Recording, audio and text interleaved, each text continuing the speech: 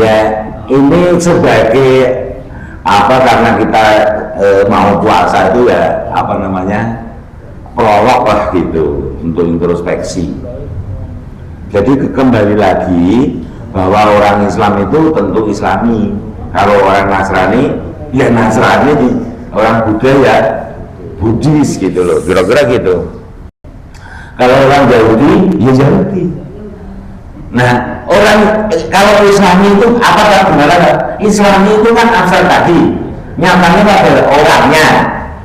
Nah yang ada itu nilai Islam. Lalu itu ada pada apa?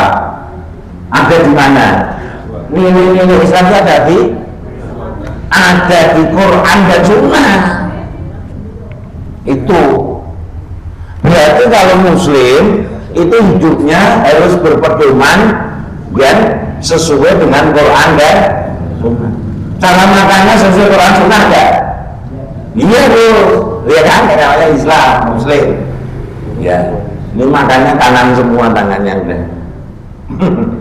Cara berpakaiannya, nah, jadi kelihatan ada identitas itu. Jadi identitas Islam, bukan identitas yang lain gitu. Mohon maaf Bapak Ibu, saya waduh masih panas.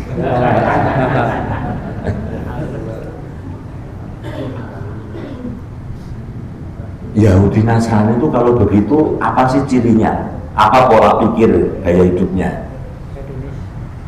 Ya yang di luar Islami kita apa? Nggak cukup dengan Islami sih? Tidak, di luar Islam itu apa? Hedonis. Hedonis itu maunya enak saja.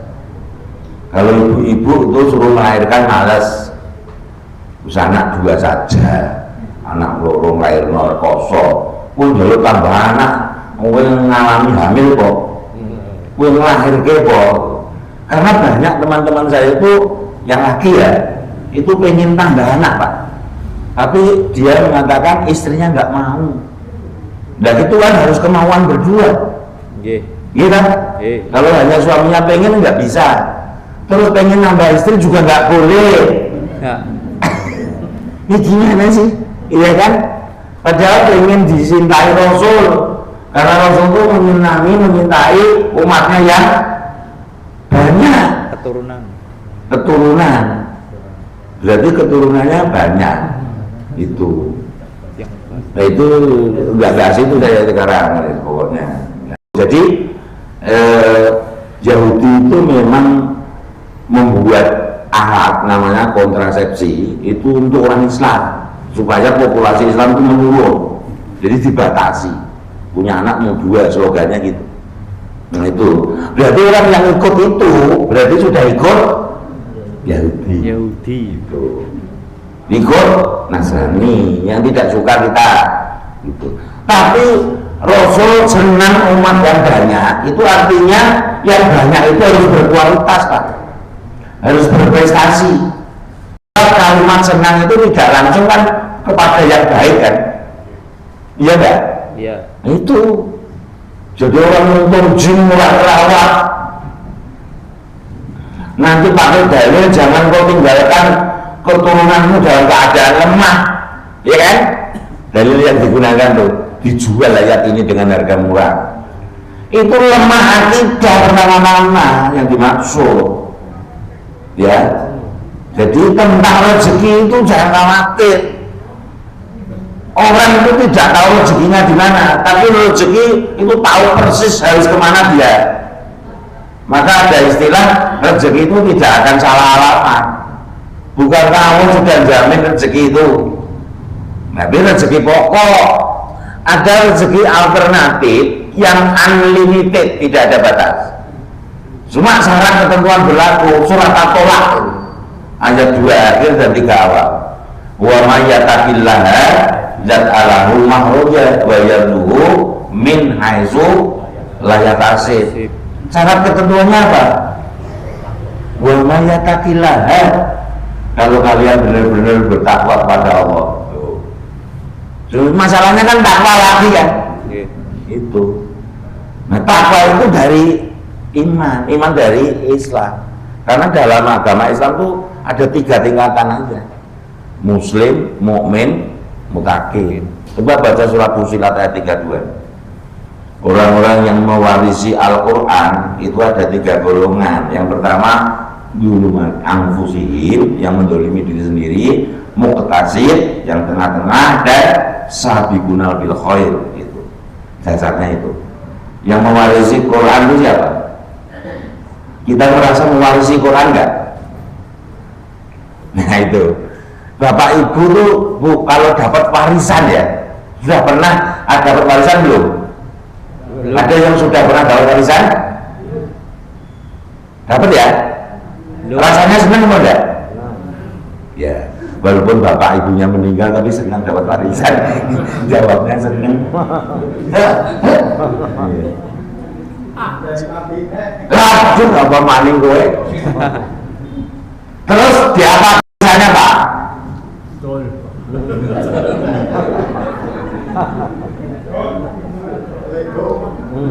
Kenapa dinego?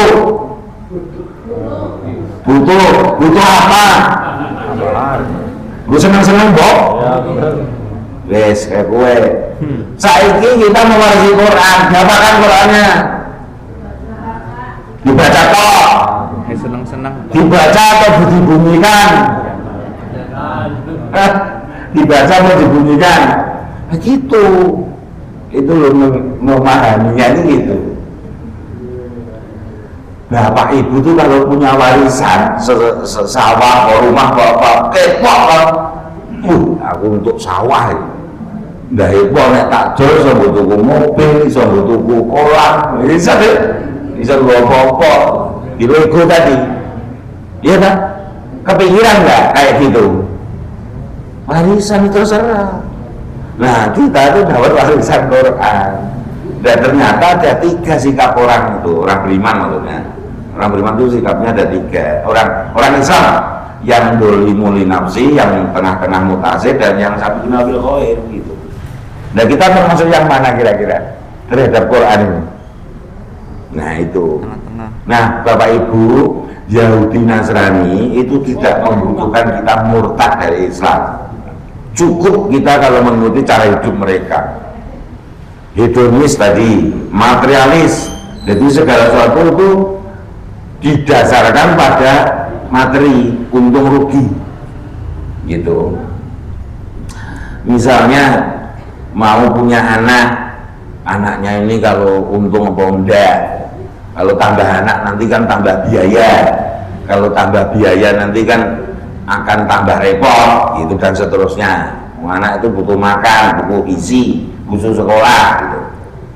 Lupa dia kalau yang memberi rezeki itu, yang menjamin rezeki itu Allah. Jangankan rezeki anak, rezeki kita saja itu dijamin Allah. Jadi kita jangan menjadi Allah, ya kan? Kemaki rumah sana anak itu menjamin dia. Anak itu punya siapa? Anak kita itu punya siapa? Ibu-ibu merasa itu titipan dari Allah, punya ibu sendiri. Loh, kalau merasa punyanya Allah, kalau ada apa-apa tinggal tahu ibu bapak tidak mampu, ya bilang jangan punya, gitu kan? Allah tadi kan cuma syarat ketentuan berlaku aja. Yang penting takwa kan. Kalau takwa itu Allah sudah menjanjikan semua masalah problem itu akan ada solusi. Nah, semakin tinggi takwa, semakin mudah solusi. Maka dalam surat Al-Ahqaf ayat 13 itu Allah menjanjikan, innal ladzina qalu rabbuna Allahu tsumma istaqamu fala khaufun 'alaihim wa lahum yahzanun. Ya, sesungguhnya orang-orang yang mengatakan bahwa Tuhannya itu Allah saja. Nah, itu pengertiannya berarti akan taat sepenuhnya pada Allah itu. Berarti akan mengikuti Quran dengan baik dan benar, benar dan baik. Akan mengikuti Rasulullah juga ada umatnya. Ya kan? Maka tidak ada kekhawatiran atas mereka dan tidak pula mereka bersedia hati. Gitu. Dan di akhirat itu sudah disediakan, dan jangan ulaika ashabul jannah jannati khalidina fiha. Mereka itulah yang nanti akan mewarisi surga, mereka kekal di dalamnya. Jazaan bima kanu ya'malun, itu ayat 14-nya. Sebagai balasan, kata-kata balasan ini kan ada sesuatu yang dilakukan. Apa yang dilakukan? Yang menjadi mukmin sejati itu yang istiqomah. Gitu. Istiqomah itu mungkin sudah tahu semua, ya. Oleh karena itulah maka kembali kita mengingatkan untuk kita semua bahwa beriman itu ada 3 definisinya. Pertama tadi menegakkan syahadat, kemudian itu rukun Islamnya sekalian semua. Yang kedua, sumalam yang tadu, tidak ada keraguan. Tidak ada keraguan terhadap apa? Terhadap imannya itu. Dimana kita tahu rukun iman ada 6, berarti tidak ragu kepada Allah. Kita kadang-kadang masih meragukan Allah, kan enggak? Jujur. Nah, masih meragukan berarti imannya gimana, gitu. Makanya pengajar ini di samping untuk meningkatkan takwa itu menjaga, karena di sini ada watawasaw bil haq, watawa, tapi watawa itu artinya saling. Jadi tidak searah. Ini yang bicara ini tidak lebih baik dari yang mendengarkan. Ya, yang bicara itu butuh mendengarkan juga. Yang mendengarkan juga harus siap berbicara juga. Karena kewajiban dakwah itu untuk semua orang. Tidak harus tahu ayat banyak. Karena Rasulullah dari wani walau sampaikan apa yang kamu dapat dariku, walaupun kita sudah dapat berapa ayat dari Rasulullah. Ribuan ayat, Quran itu ribuan ayat. Jadi kewajiban menyampaikan sudah melampaui batas minimal. Menyampaikan kepada siapa? Paling mudah kepada suami atau istri atau anak, keluarga inti dulu. Syukur bagi ke keluarga, kemudian tetangga, teman-teman, tempat kerja dan seterusnya. Saya bersyukur punya profesi sebagai dosen. Ya, saya di samping ingin mendapatkan amal jariah karena ingin ilmu saya bermanfaat, jadi saya punya kelas sebagai medan dakwah. Apalagi murid-murid saya itu, saya di FKIP adalah calon-calon guru. Kalau mereka nanti membawa ilmu dari saya yang baik, kemudian dia sampaikan ke muridnya dan seterusnya, alhamdulillah insyaallah. Begitu. Jadi walaupun sekarang ini pemerintah memblokir tunjangan kinerja dosen dan guru swasta, ya, tapi yang ASN tentu akan dijamin namanya ASN. Kepada saya itu bukan ASN, bukan PNS, tapi PNM, Pegawai Negeri Muhammadiyah. Ya, lebih-lebih saya pegawai negerinya Allah, kan? Jadi begitulah Bapak Ibu. Yang kedua, tidak ada ragu kepada Quran. Masih ragu enggak? Ada yang diragukan dari Quran? Wong tahu semua belum mau meragukan gimana? Iya kan? Nah, bulan Sya'ban ini bulan baca Quran sebetulnya, selain bulan puasa. Maksud saya bukan bulan Ramadan loh ya, karena Rasulullah itu paling banyak puasa sunnah di bulan Sya'ban. Para Rasulullah dan para sahabat itu untuk membaca Ramadan itu paling banyak baca Quran. Tapi nek kita ya mau Quran sak maknane itu kayaknya. Itu begitu. Biasanya sehari satu ruku ya, ain ke ain ya. Karena ini ya tambahlah 2 ain gitu bisa. Mau satu Jumat saja satu surat kok ya. Sunahnya kan baca Al-Kahfi. Al-Kahfi. Iya kan? Iya.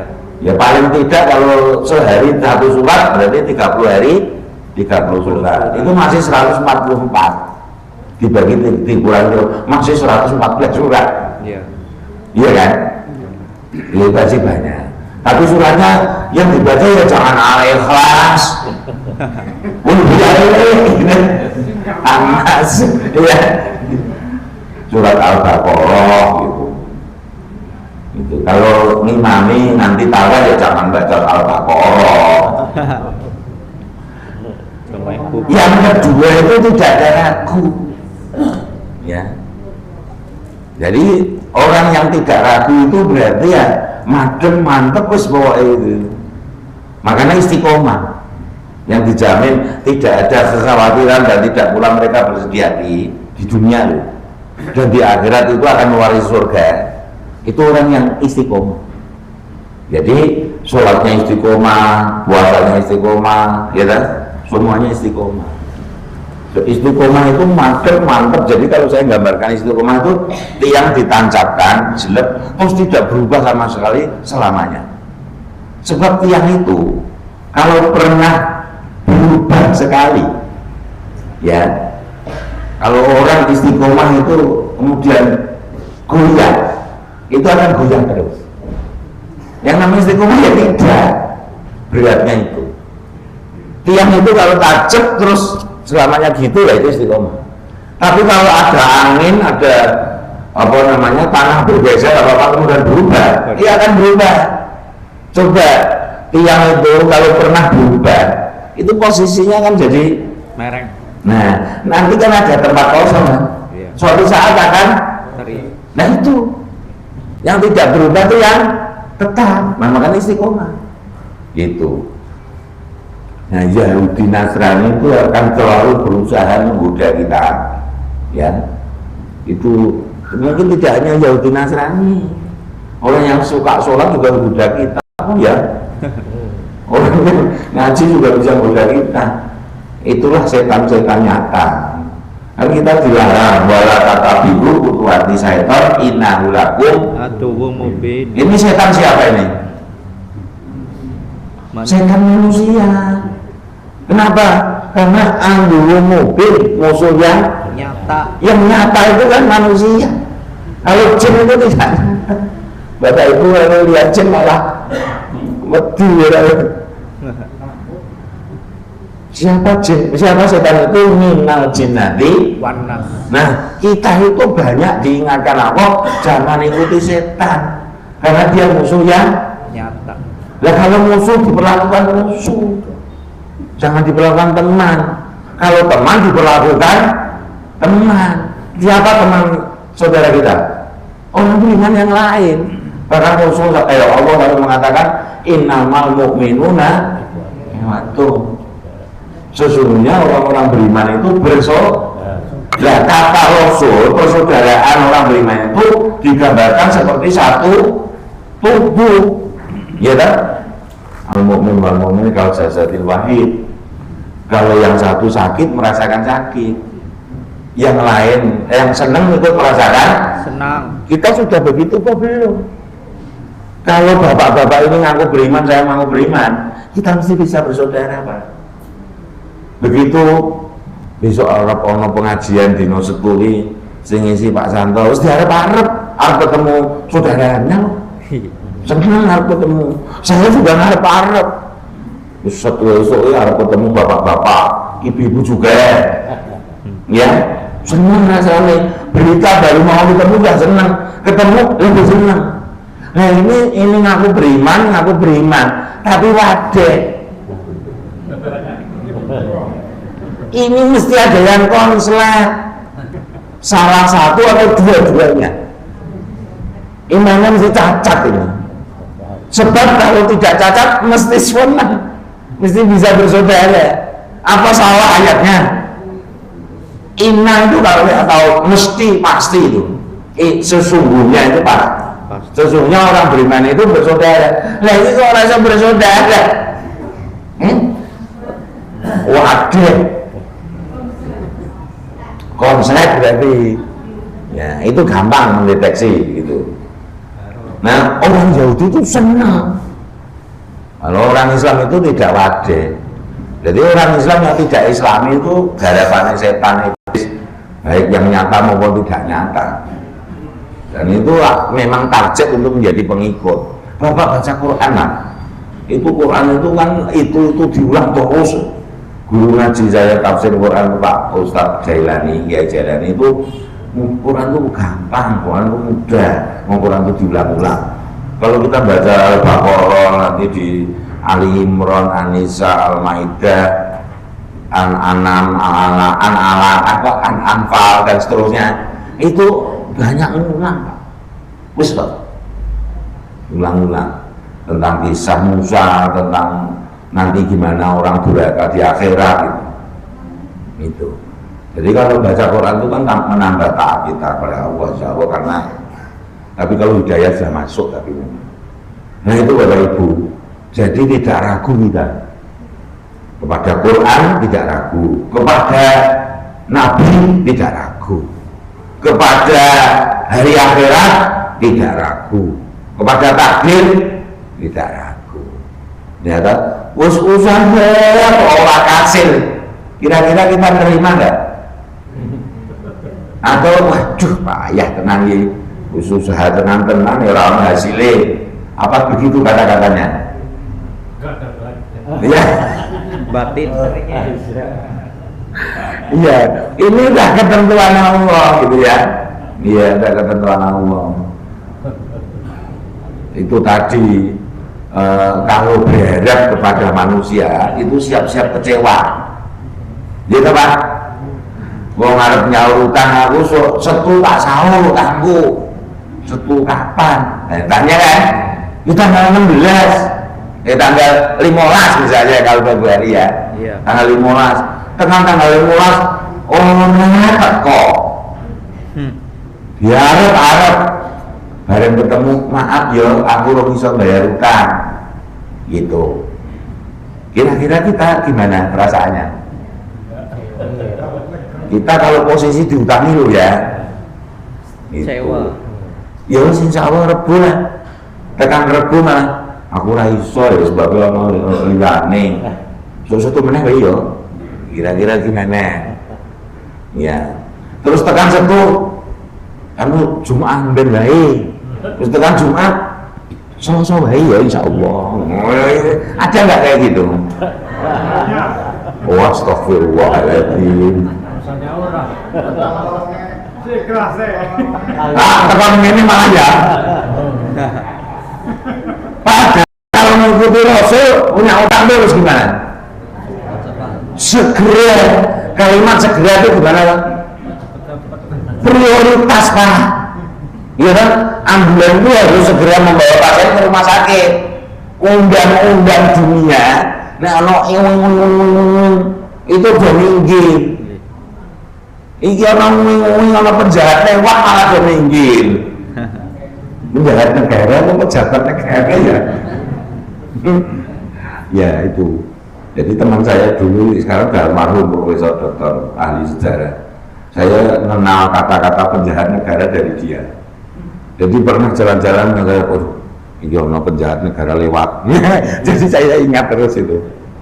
Itu jadi ya kalau Mas Umi memimpin negara ya tidak penjahat, insya Allah ya Mas Toto. Mbuh nak terus kena virus. Wong kare ngerti aku ono satu partai jarene Islami, jebule ketua partai ini malah kena kasus korupsi sapi.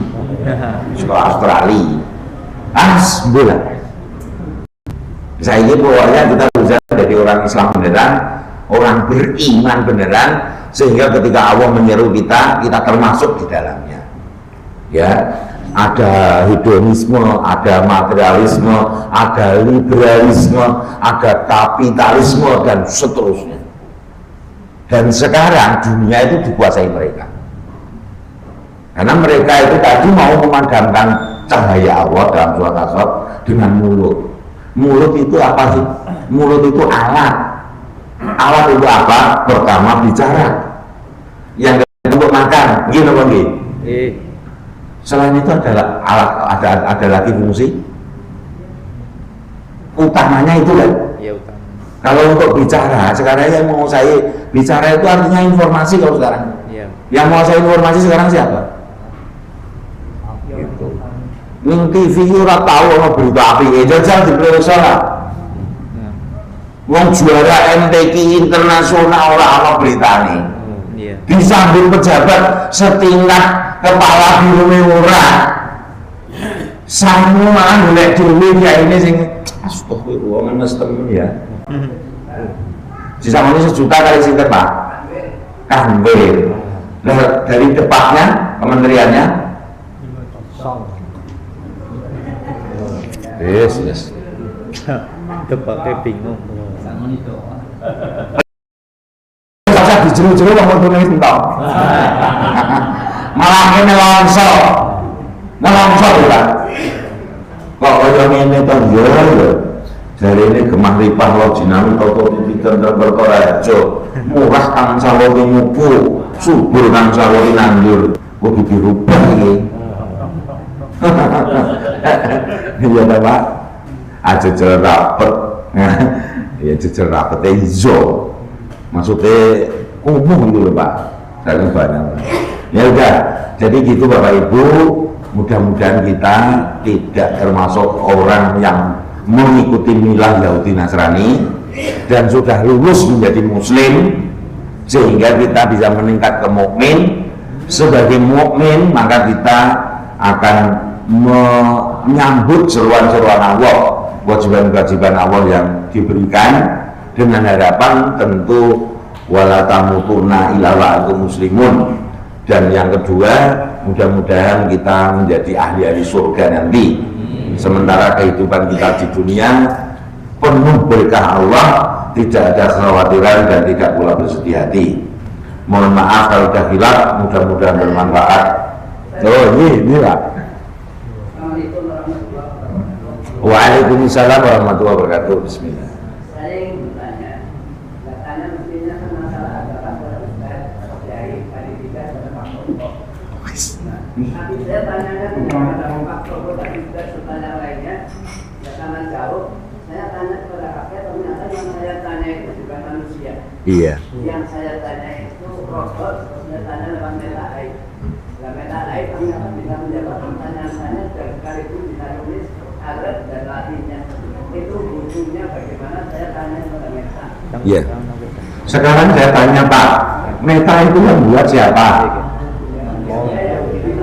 Yang buat siapa? Berarti Bapak tanya ke siapa?